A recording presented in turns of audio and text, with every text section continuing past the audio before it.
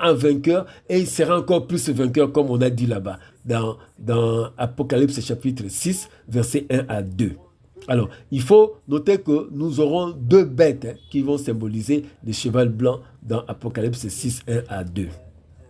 Alors, vous avez ici un loup qui s'est déguisé en agneau blanc. Donc, vous voyez un agneau ou une brebis blanche, mais à l'intérieur, c'est un loup. Alors, le cheval blanc, la même chose, quand il vient avec un arc sans flèche, c'est-à-dire au début, on va le voir comme inoffensif, quelqu'un qui aime bien, avec un langage vraiment religieux pour flatter des paroles là, comme vous voyez, c'est comme si des paroles là d'amour, des paroles de paix, de fraternité. En réalité, c'est la grande séduction religieuse de toute la terre. C'est comme ça que nous disons d'Apocalypse 13, 11, puis je vis monter de la terre une autre bête qui avait deux cornes semblables à celles d'un agneau et qui parlait comme un dragon. Donc vous voyez comment il va être comme un agneau, c'est-à-dire sans faire du mal, inoffensif, mais en réalité, ça sera le dragon, ça sera l'antichrist qui viendra pour détruire, comme la Bible dit dans Jean 10, 10. Le voleur ne vient que pour dérober, égorger et détruire. Donc ça sera son rôle, mais il va se présenter comme un agneau, au début comme Apocalypse 13, 11 le dit.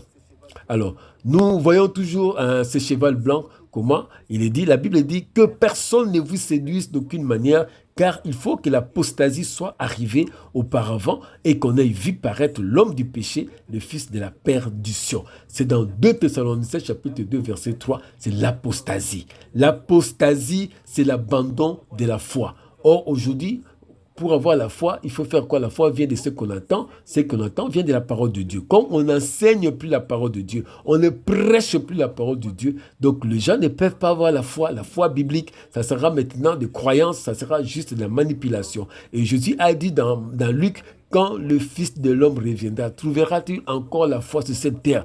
Évidemment, les gens n'auront plus la foi parce qu'ils n'auront pas été enseignés de la vraie parole de Dieu, comme il y a déjà la séduction, il y a déjà l'apostasie. Il faut avoir la foi pour croire que Jésus revient bientôt. Or, les gens ne croient plus à cela. C'est déjà un signe qui montre que l'apostasie, le premier saut, est déjà ouvert dans sa partie spirituelle de la séduction religieuse. Nous verrons qu'il y a deux parties. La deuxième partie du cheval blanc va se manifester après que l'Église ait été enlevée, comme il est écrit ici, qu'il faut auparavant que l'apostasie soit arrivée. Et ce qui les retient doit partir. C'est-à-dire quand le Saint-Esprit qui retient encore qu'il n'ait pas l'apostat qui puisse se manifester, l'antichrist ne puisse pas se manifester, en ce moment-là, il va se manifester après que l'Église soit enlevée. Alors, si vous voulez savoir que vous n'êtes pas tombé dans l'apostasie, il faut avoir la connaissance de la sainte doctrine et la révélation de Jésus-Christ.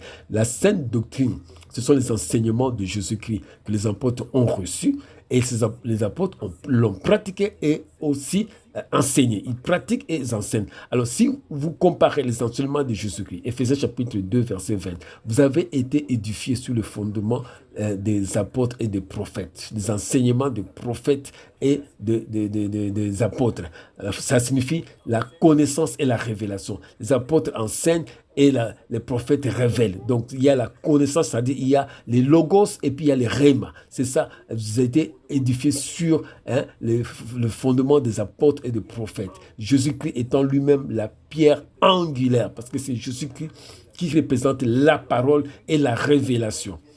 Alors, si vous voyez qu'il y a une différence entre ce que votre Église enseigne et la sainte doctrine de la Bible, alors cela veut dire que vous êtes déjà dans la fausseté. Parce que la majorité des chrétiens qui sont tombés dans l'apostasie ne sont plus conscients de leur apostasie. Par exemple, ceux qui prient les saints, qui prient Sainte Marie, les statues, qui adorent leur pasteur, qui sont déjà esclaves de l'argent, qui se prosternent devant leur pasteur. Donc ça, dans la Bible, les apôtres n'ont jamais fait ça. Ils n'ont jamais accepté qu'on puisse se prosterner devant eux, comme l'apôtre Paul avait refusé. Quand ils ont fait des miracles, les gens sont venus pour qu'ils puissent les porter sur leurs épaules. L'apôtre Paul a refusé. Il était avec Barnabas. Alors, mais ici, les gens sont très contents qu'on puisse se prosterner devant eux, qu'on puisse laver leurs chaussures. Tout cela, c'est déjà, les gens sont tombés dans l'apostasie parce qu'ils ne connaissent plus la parole de Dieu, se sont éloignés de la saine doctrine.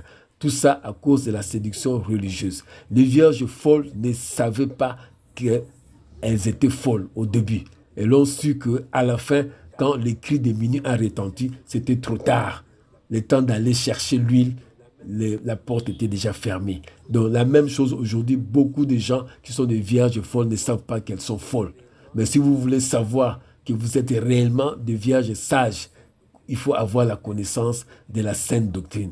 Voici un livre que j'ai écrit, c'est les 24 vérités essentielles de la sainte doctrine biblique. Ce livre est disponible. Vous pouvez même commander sur ce numéro qui s'affiche en bas de l'écran à droite. Très, très important de connaître la sainte doctrine qui explique en fait les vérités bibliques que nous devons connaître pour être sûr que nous ne sommes pas dans l'apostasie.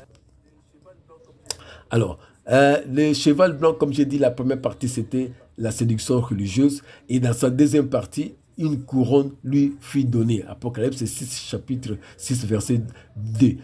Verset 2b. L'Antichrist apparaîtra pour régner sur cette terre pendant 7 ans.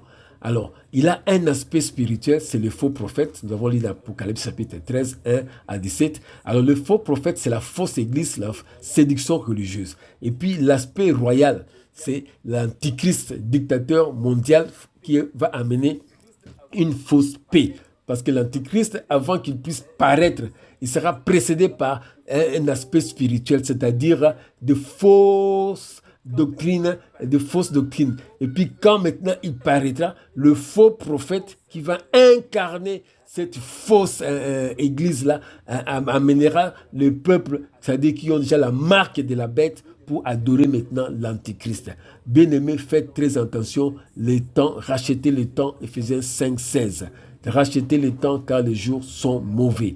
Apocalypse 13, 1, 2 dit, les dragons lui donna sa puissance et son trône et une grande autorité. Alors quand il paraîtra, tous les mondes, Seigneur Dieu, l'adoreront et ça sera comme une fête. On va le prendre comme quelqu'un qui a solutionné les problèmes de ce monde, les crises qu'il y a dans ce monde, les conflits mondiaux, les conflits armés, les crises humanitaires, tout cela. Donc, il viendra donner la solution, donner la paix, une fausse paix. Il sera acclamé. C'est pourquoi on l'appelle Antichrist. Même les Juifs vont l'acclamer parce qu'ils vont penser que c'est lui le Messie. Parce qu'ils ont refusé Jésus-Christ, ils vont penser comme c'est lui le Messie. Mais au contraire, ça sera celui qui viendra pour détruire. Donc, il faut faire très attention. La préparation de l'apparition de l'Antichrist est déjà avancée. C'est fortement avancé. Nous allons voir à travers le cheval blanc, à travers l'ouverture du premier sceau. Alors, comme j'ai dit, il se présentera comme la solution aux crises de la planète. Il sera adoré, apportera une fausse paix. 1 Thessaloniciens chapitre 5, verset 3. Quand les hommes diront paix et sûreté, alors une ruine soudaine le surprendra. Aujourd'hui, il y a des crises, il y a des conflits armés partout dans le monde. On n'arrive pas à trouver des solutions. Et les conflits armés au Moyen-Orient, en Ukraine, au Congo, au Soudan, un peu partout, mais on n'arrive pas à trouver une paix durable. Mais celui-là, quand il paraîtra, il donnera une paix durable pendant quelques instants, mais ce sera une ruine soudaine qui s'abattra sur le monde. Alors, vous voyez ici toujours dans la première partie de la séduction religieuse. Alors, il y a des églises qui ont de faux cultes d'adoration et de louanges, de messes. C'est la Babylone la Grande. Babylone la Grande, c'est tout système politico-religieux qui s'érige contre la parole de Dieu. C'est-à-dire qui falsifie la parole de Dieu, qui falsifie la doctrine de Dieu. C'est ça l'Apocalypse. Et chapitre 17, 5 dit, sur son front était écrit Babylone la Grande, la mère des impudiques et des abominations de la terre. C'est-à-dire cette église qui mélange la Bible, les enseignements de la Bible et le paganisme. Donc dans cette église, vous avez le culte marial, vous avez le culte des images, le culte de toutes sortes de reliques, tout ça, les cultes des saints, les cultes de morts. Or, ça, c'était dans le paganisme. Maintenant, c'est rentré dans l'Église. Et vous avez le mélange des politiques et de la religion. Il y a une Église qui a un État. Hein, c'est l'État du Vatican, avec une capitale aussi, c'est Vatican. C'est ça. Donc, c'est-à-dire, vous avez fait la politique religieuse. C'est ça. Alors que Christ, quand il est venu, il a dit rendre à César ce qui est à César, à Dieu ce qui est à Dieu. Mais aussi, c'est mélangé et la politique et la religion.